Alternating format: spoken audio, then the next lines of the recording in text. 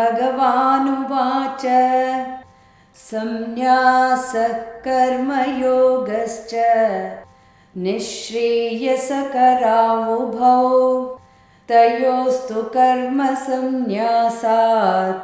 कर्मयोगो विशिष्यते। इस श्लोक में भगवान कृष्ण अर्जुन की पूछताछ का उत्तर देते हुए त्याग और कर्म योग के बीच संबंध पर स्पष्टता प्रदान करते हैं।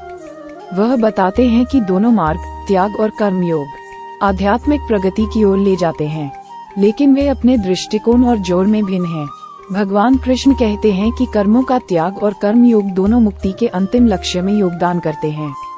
त्याग में कर्मों के फल की इच्छा को त्यागना शामिल है, जबकि कर्म योग में वैराग्य की भावना के साथ अपने कर्तव्यों का पालन करना और परिणामों को उच्च उद्देश्य के लिए समर्पित करना शामिल है। भगवान कृष्ण बताते हैं कि इन दोनों में कर्म योग श्रेष्ठ है।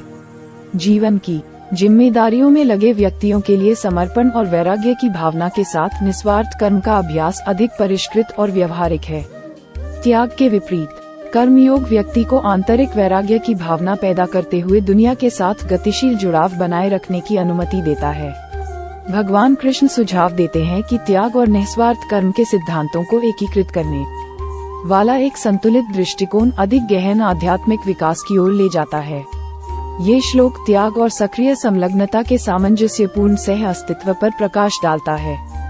निस्वार्थ और समर्पित दृष्टिकोण के साथ कर्तव्यों का पालन करने के महत्व पर जोर देता है।